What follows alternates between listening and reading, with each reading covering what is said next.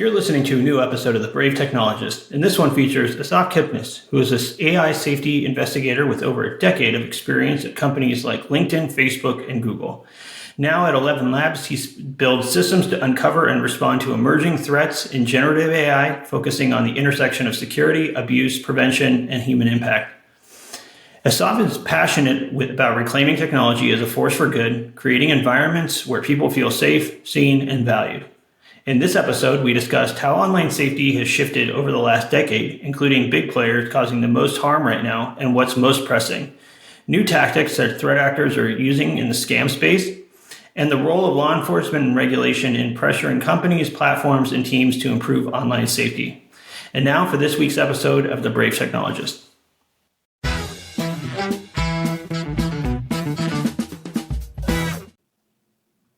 Assaf, welcome to The Brave Technologist. How are you doing today? I'm good. Thanks, Luke. Yeah, I don't get to talk to very many people in your role very often, so I'm super excited to have your point of view on and kind of dig in on the topic a bit. Yeah, I'm excited to talk about it. I like talking about this stuff. Awesome. Well, why don't we kind of set up by, you spent over a decade inside of some of the world's biggest tech platforms. From your point of view, kind of what shifted most in how you think about online safety today?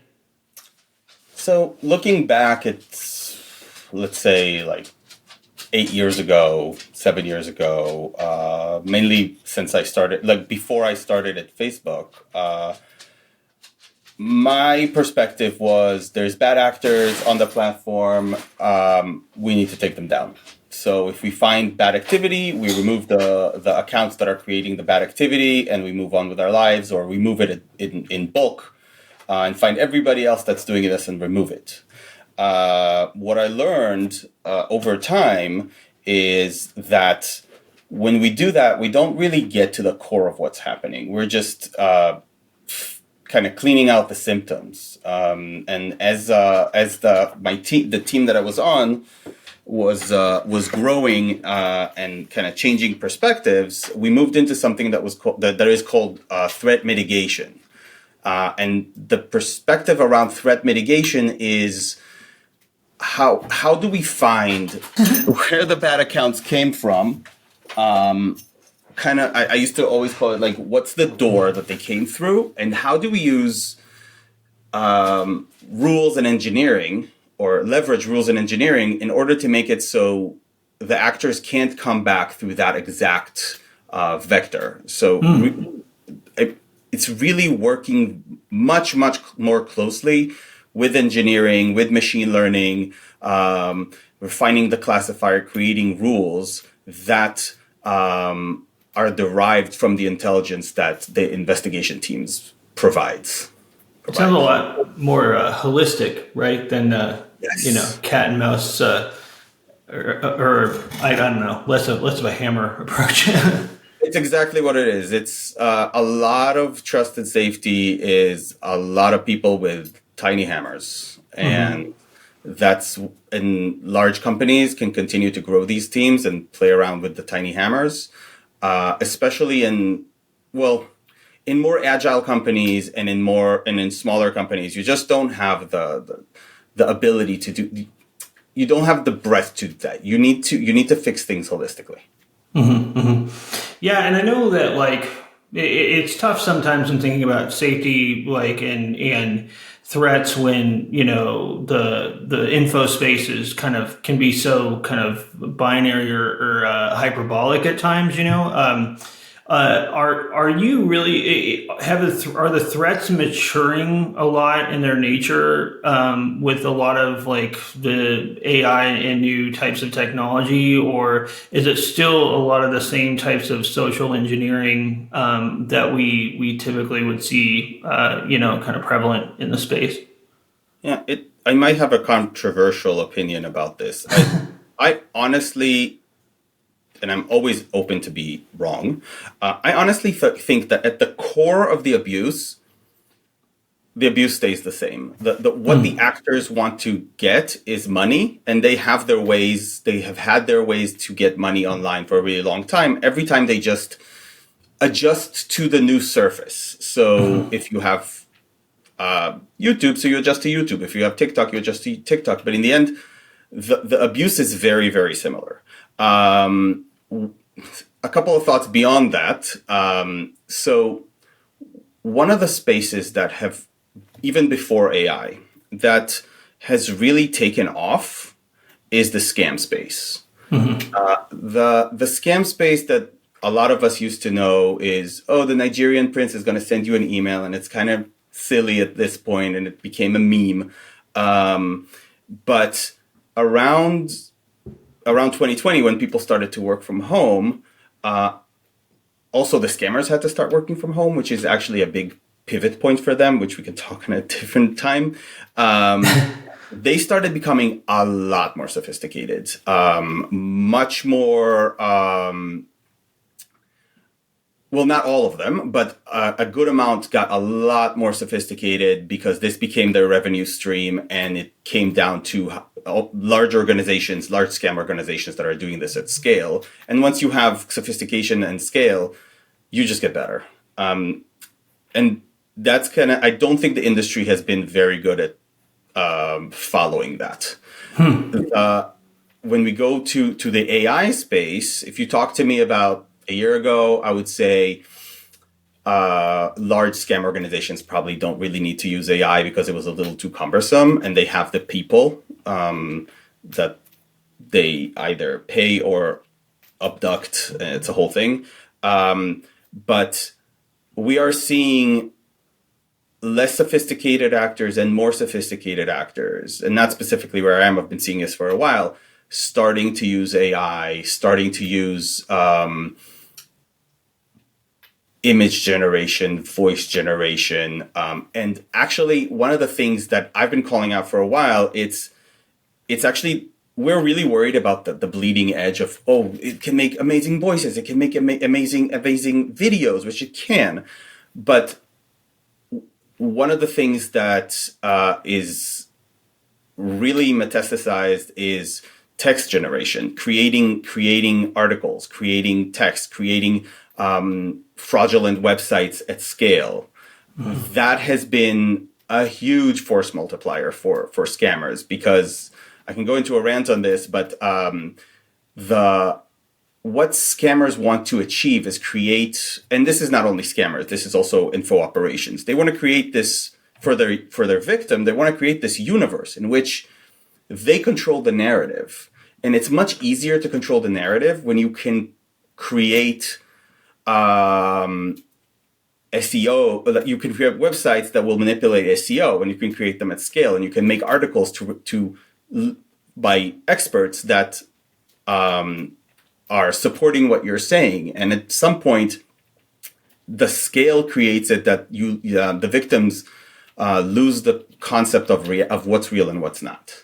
No, that's really super interesting. There's a bunch of things I kind of want to pull at from that last reply. I mean, like, first, I suspect our audience maybe never thought about one of the things you mentioned in the way that you mentioned it earlier around scammers now working from home. Like, what can we unpack that a little bit? Like were most scammers kind of working from offices? Like, I have a feeling people don't really know much about this, but they deal with scammers every day, so it seems like super interesting. It's kind of a different flavor of working from home, but and one of the people that I've really learned a lot about this from is an assistant district attorney here in Santa Clara, Erin West. So she's been doing a lot of this research, and I've been doing a lot of the research into these scams called pig butchering scams, and I assume a lot of people heard about those, but the origination of those is that before 2020, you had organized crime like the triads doing classic organized crime stuff, like create casinos and do their human trafficking through there. 2020 came, and they had these complexes and casinos that are empty now, and they can't make any money. So they were thinking, I assume, how do we make money? Okay, scams work. And they shifted those complexes into basically prisons. They leverage their human trafficking pipeline to abduct people by running other scams, running job scams, saying, "Oh, you're in Bangladesh. There's an amazing job in Vietnam. You should come." And then they take these people and force them to scam people in the entire world. I think it started mostly in China and Taiwan, and then it moved very fast into the US. And what happens there is that they sit on multiple phones, and if they don't do their job well, they get prodded with cattle prods or beat, and they scam people. And usually it's investment scams, investment in gold or in crypto and things like that. It's a fairly complex type of scam that's both romance and friendship. It's kind of on the cusp between friendship and romance, and they convince people to invest in these fraudulent platforms. Wow, that's wild. I mean, yeah, like it's such a target-rich environment. You know, like I was just speaking. I feel like I talk to people like retired age, you know, are hit all the time by various scams, and now you've got these areas where it's basically like these factories. It's crazy. So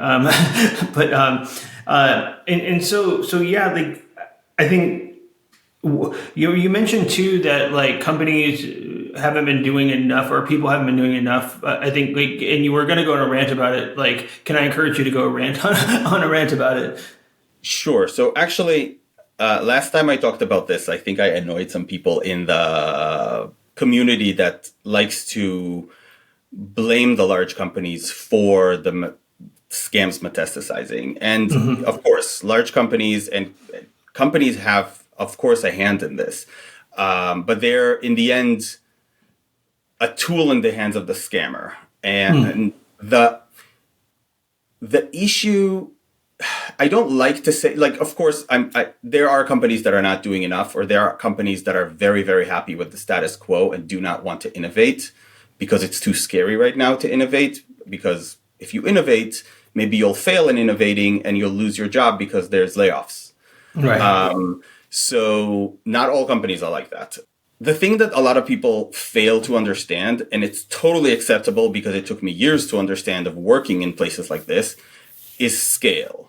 A lot of times I've seen a lot of people on LinkedIn that rail against the companies, and it's okay to call out the companies and say that you're not doing enough, because a lot of the times they are not. And the issue that I'm seeing is that there's a lot of railing against the companies, but not really a rallying cry around, let's get these people. And these companies, they're not law enforcement. They can block, but they cannot get these people. And a lot of the times what the gap is that law enforcement is limited in what they can do and limited in their knowledge, and they're building it, but they're still not there. But the issue that the issue around scale is this. From the outside, you see an issue. You see you were scammed or somebody was scammed, and you postulate about, okay, if this was changed on the platform, that would never happen again. And it makes total sense to you and anybody you talk to. But when you look at it in the scale of these companies and the scale of their data, that doesn't work. One from a policy perspective, and two, just from if I change one thing, there's so many things down the line that are going to change because of it and create things like false positives. And you might think, well, I don't care, so other people get their experience eroded, but then that hurts the company, that hurts the user. We need to remember, and it's not always fun to remember, that the companies are here to make money. I have seen over the years people rail against the people who do the work at Meta specifically. And that really bothers me, because the people who do the work, and I'm not talking about the CEO, I might not be even talking about the VPs. The people who do the work work hard. They care. They care a lot. And they try to do everything in their power. And companies will be companies. Sometimes it's a headcount issue. Sometimes it's a scale issue. And it is very hard working at these companies and continuously hearing, oh, you're not doing anything. You're not doing enough. And it's like, that's all I've been doing. You just don't see it in your little bubble because your bubble is a part of a 2 billion person community. So, and I have seen things on LinkedIn as, oh, I think it was about sextortion specifically, about teen sextortion. Well, if I was at Facebook, I would change these things immediately within one day. I really sat down and looked at those 5 things. And I was like, no, you can't do that. That will break all of this. This won't work. And it's while the companies could do a lot more, it's not that the teams themselves could do a lot more. The teams need more support, more help, more resources. And also sometimes the companies are hamstrung by privacy, by policy. There's things you just can't do. But on the other hand, I do agree that companies can and should focus more specifically on things that we're seeing, like pig butchering scams that are very complex because they don't happen on one platform. They happen on multiple platforms at the same time. On sextortion of young adults and kids, I think platforms can do a lot more and should do a lot more. Though I think they are doing. Currently, the people working in these companies are doing everything that they can with what they have.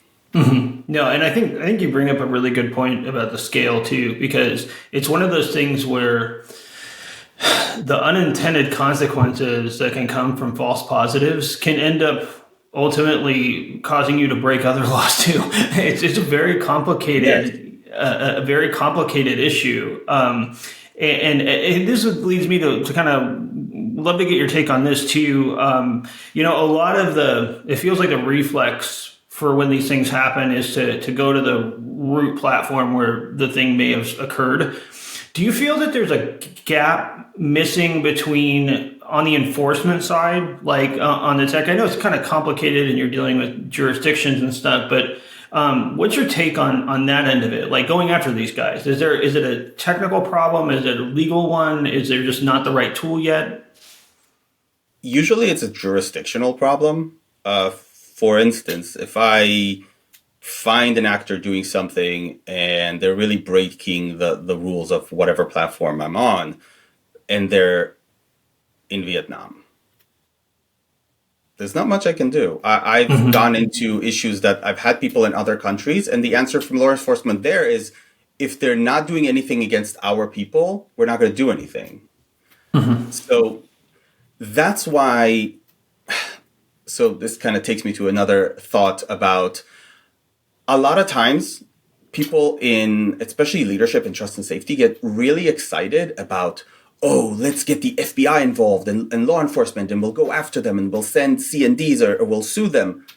All that's great. There's 2 issues here. One, attribution on any platform of who this person is exactly is time consuming. It takes if this is a good actor, it will take an investigator a while to get there, to find exactly who this person is and exactly where they are. And it also depends on the type of data that this company stores. The other issue is what I said, that the jurisdiction, they're just going to take the cease and desist and put it on their wall as a trophy. Sometimes they won't. Sometimes they'll get scared. That happens. And this brings me back to the whole idea of threat mitigation. Yes, it's exciting to go after people. I love doing attribution. But if we find a problem or an abuse vector, the way I think about it is, I don't want to fix this abuse vector specifically right now. Well, I do want to fix it now, but I don't want to fix this pinpoint issue. I want to generalize this issue and work with engineering to create rules models, and if necessary, do some tweaks in the product so that specific issue can never happen again. And this takes me back to something that a leader in another company said to me in the past. They were really surprised when they ran this enforcement sweep on an abuse type, and the attacker immediately came back and they said, wasn't this solved? So this is a conceptual problem that I've noticed in some places. You're not solving this. The police is not solving crime. You are making it harder for them to do it, more expensive and more costly. So maybe what you did will take them off the platform. Maybe if you did it in a larger scale, it will take them off to completely try a different vector. They'll be back. They'll try other things. They're not going to stop. This is how they eat. This is how they feed their families. And I think that's a big issue that I see in some companies of two things of one, let's fix this like one issue right now because it kind of alleviates my stress or the escalation, and not really understanding that these threat actors they're not kids that are just doing this for fun. They're going to be. Yeah, and it sounds like very sophisticated too in a lot of cases. Kind of touching on the attribution piece, and this might be controversial, so feel free to stop me on this if you want. But the interview is timely too, because we're seeing right now, like in the past couple of weeks, these new age verification requirements, and framed in online safety, and I think it's Australia and the UK and even some states in the US. From your point of view, is this really, because privacy people will say this is much more about control than safety, and then the people that are pushing it are saying it's all about safety. Like, is this, from your point of view, like, what's your take on how effective these things might be, and if it's if it's something that's gonna actually help solve these problems? So just to paraphrase, so I'm answering the right questions. Right. So yes, there are locations where age verification is required, that you're over 13 or over 16 to use the platform, and so on and so forth. Is that's what we're talking about, right? Right. And maybe in some jurisdictions you have to, verify with an ID or go through some other process. So I have a couple of thoughts about that. So one, this is, I wouldn't say purely, I tend to say things sometimes, but in a very big manner, this is a regulation thing.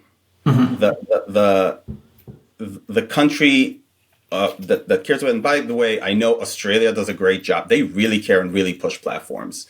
And there's other countries that do that, Brazil. They have their understanding of what's going on, and they're saying, listen, from our perspective, you shouldn't have kids on your platform, and that's it. Just do age verification. What age verification does is add friction, on a good way and a bad way. If we focus on the good way, yes, if I'm a child and I want to get on the platform and I'm like, okay, can't do it. I don't have any access to anything else, and I can't do it. The flip side of that is that it's friction. It's not solution. What it does, it will probably reduce the set of children being on the platform, but people lie. Like you can get a fake ID very easily. If it needs a credit card, you can get a fake credit card very easily. If you're persistent, you can very easily pass these things, unless I'm wrong and they're doing like heuristic identification of how this person acts in their day-to-day life, which I'd be surprised.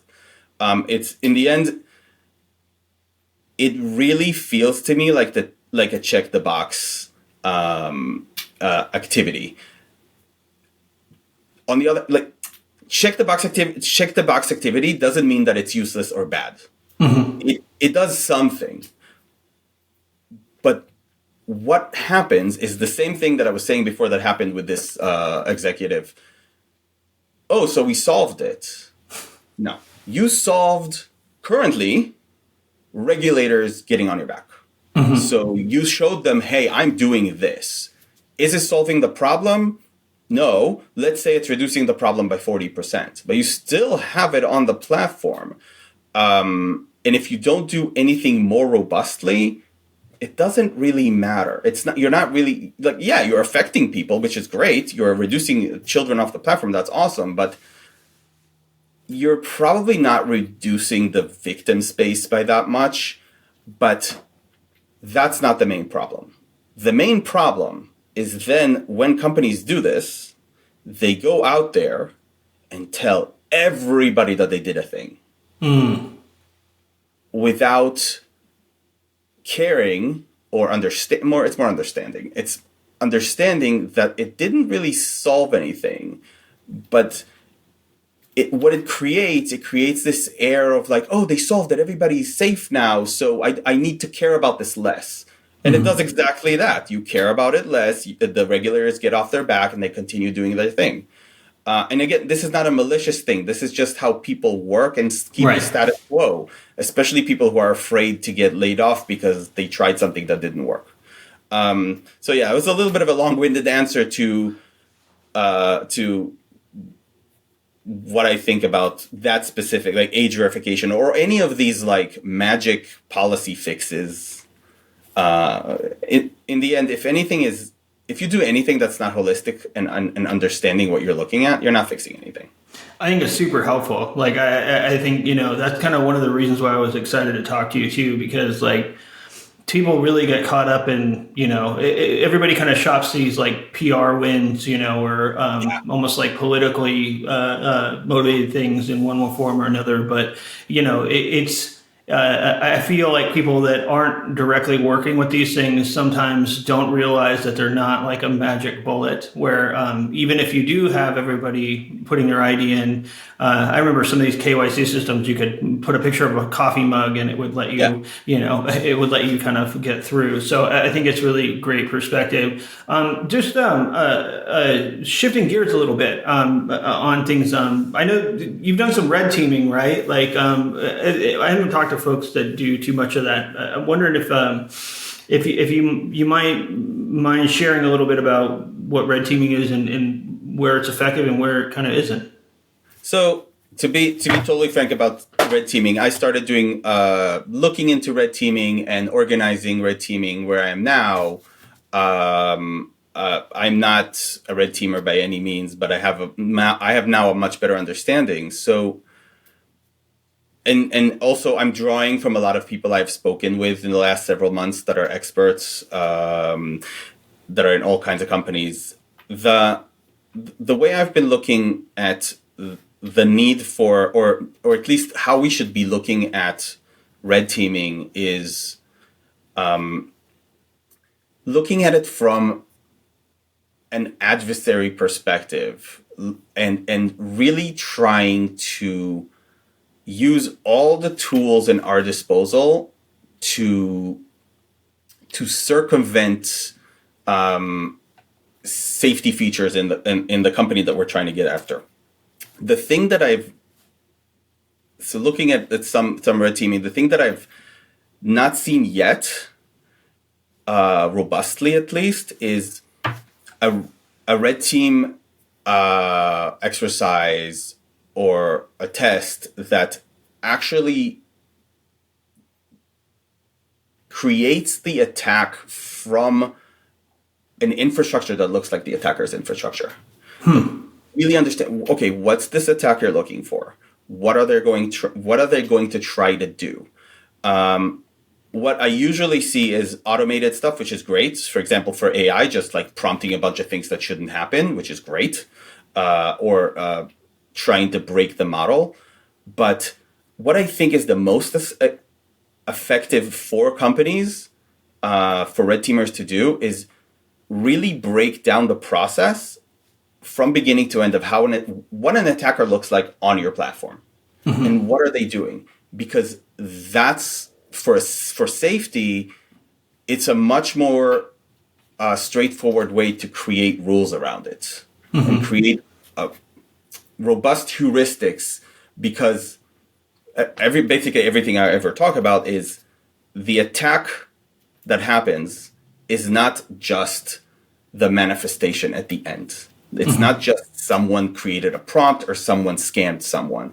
It's everything before. How did they get here? What did they do to get here? How did they build their reputation? So all of that is a lot harder. But I find that to be a lot more helpful when I get information from our teamers. Yeah, that's awesome. I mean, I think it's super useful too, because the holistic kinds of approaches, I think there's a lot of truth. I mean, I think it pretty much all the truth is kind of in what you were saying originally too, around like money's the motivator here, right? Like, if they're going to exploit something and then try to capitalize on it, if you're not looking at the whole 360 view of it in depth, and you're just gonna deal with the symptom versus the cause, or making it so expensive that it's not worth it anymore or whatever. Yeah, and whenever I work with new investigators, or I even when I investigate myself, I always ask myself, when I look at any activity, why? Why are they doing this? What's the gain? And sometimes I'll see something and I'll go to other people. I don't understand. They're doing all of this. Why? And sometimes they'll know, and they'll say, oh, it's this type of abuse that goes this way and then ends here. If I don't have the why, it's very difficult for me to explore what's happening, because I don't know which direction to go to actually holistically look at the issue. And kind of on a bit of a different note too, but related to all this, I mean, you hear the word accountability thrown around a lot, and with regards to safety, I mean, it's got to be kind of hand in glove, right? Like, where there's just obvious cases of either neglect or whatever that's causing harm. From your point of view, like, is there a way that accountability, like, we could hold, like, whether it's leaders or just communities or the broader population accountable when we just miss the ball on things? Like, what's effective with accountability other than people just talking about accountability? Because it seems like something where there's like not really, you see it talked about a lot, but like, I don't know, I might be jaded and aging, but when it comes to like seeing people actually held accountable for things, it doesn't seem like it happens as often as the problems happen. Yeah. I agree on that, and I'm definitely with you on the jaded train. But what I've seen recently that's been helping, especially in the scam space, is regulation. Regulation. The more regulation there is, the more pressure there is on the companies, and then the companies put more pressure on the teams under them to fix things. But regulators have a limited perspective and limited view, which is by design. And what I've noticed that's happening is in some companies, what happens is that it becomes this, how can we tell a story that satisfies what the regulators want to hear? Doesn't necessarily solve anything. Or maybe just it looks like a win, but it doesn't really solve anything. And it's just like, how do we satisfy them, look really good, and get them off our back for a little bit? And some companies have really, really, really good PR. I will say that throughout my time at Meta, they don't have good PR, as we know. And that has forced them to do a lot of the work. Like like we always lamented about PR. And like, dude, you really? You said that? Okay. And that forced safety teams to do a lot of the work. And that's why Meta is a leader in that space. Other companies have very, very, very good PR that is able to keep them under the radar. And it also helps that Meta takes all the fire because they have horrible PR. I would say that if Meta disappears tomorrow and there's no Meta anymore, several of the very large companies are going to be in a lot of trouble because all the fire is going to go to them. Going back to the accountability. So I think regulation is very helpful in accountability there. But I think yes, we need to keep tech companies accountable to what's happening on their platform to a degree. Tech companies are not the police. They are not. And it took a while to kind of realize that, and I used to not agree with that tech companies should not be the arbiter of what's true. They just shouldn't. This is not. And I think that got bastardized around 2020 to 2022, especially in the larger integrity team, and we were all fighting for what is right with COVID and things like that. That's I don't believe that was the right thing to do, and it created a lot of other issues, and I did believe it at that time. So what I'm trying to say is just it's very difficult to find how to keep companies accountable to what's going on, because they are bound by so many things, and they're bound by their need to make money, and then they're bound by politics now. But so that's like a compounding issue. But I really feel that in order to be able to hold companies more accountable, we need to hold ourselves more accountable to. What I'm not saying here, that I want to be very clear on, I'm not talking about victims needing to be more accountable. Right. And what happens to them is not their fault. Right. But we need to keep the discourse more accountable to, okay, what are we not doing right? Yes, the company missed this, and yes, they should be better, and we should keep them accountable. But we're kind of at a point that, law enforcement's not going to do anything about this. Meh. Regulations, they can do all they can. Government, they don't really care. And because we got to a point that we're like, and it's much easier to rail against these companies to say, well, you're making money off of this. We kind of let government and law enforcement kind of skate with, without, I'm not saying they're not doing their job. They are, but we're asking a lot less accountability from them. Because I see a lot of discourse about we need accountability from tech platforms, which we do, but we also need accountability from politicians. And this comes with having people in the government and in law enforcement that know what they're talking about with regards to tech. There are those people, there are not a lot of them, but then you get these congressional hearings that are a joke. Because this person does not know what they're talking about. And that doesn't only make that person look bad, it hurts helping people because you are asking questions that are inherently wrong, or you just don't understand what you're asking. So while, yes, we need to keep companies accountable, we need to understand what we want to ask of companies. Because right now we're asking everything.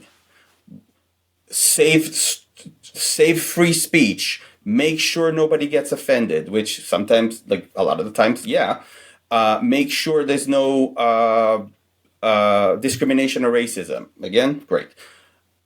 Go after these people. Make sure that they can never open an account. Never let anything get through. And make sure that they all get arrested. There's only so much these companies legitimately have the power to do.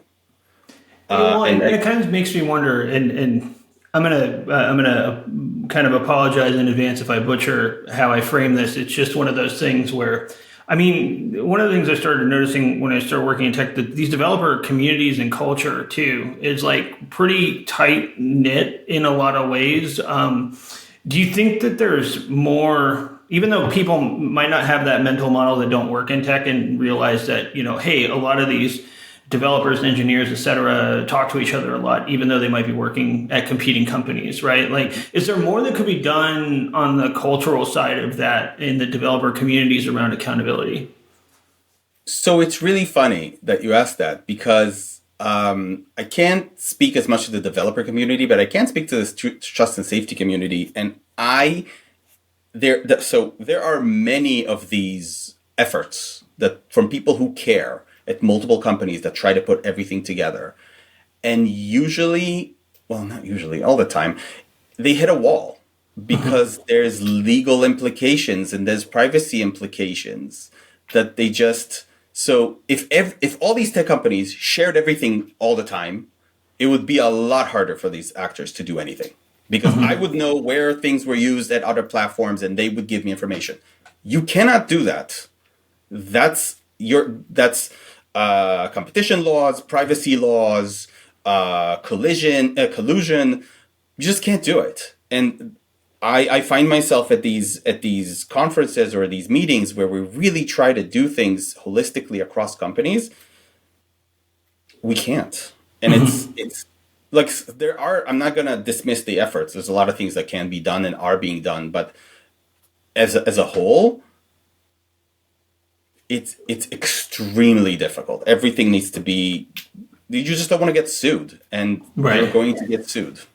Right. No, it's a super helpful context, I think, because a lot of folks don't realize, hey, these conversations even happen, right? Like where it's just like if you're in the space, but if you're not, you don't, right? I can talk to people at other companies, but once I start asking them for specific indicators, I can't do that because that's sharing their information that didn't go through legal. So it's talking to other people is fine, and talking about tactics and types of adversaries, that's fine. But when we go down to sharing indicators like even IP addresses, email addresses, there are ways to do that, but they're extremely cumbersome and hard to set up. But they are possible. But they're definitely not perfect and don't work for everybody. Awesome. No, this is super helpful. And you've been extremely gracious with your time today. And I really appreciate you coming on. Is there anything we didn't cover that you might want people to know about as we wrap it up? Um, yeah, I was thinking about something. I think one of the things that I've learned recently before I joined ElevenLabs is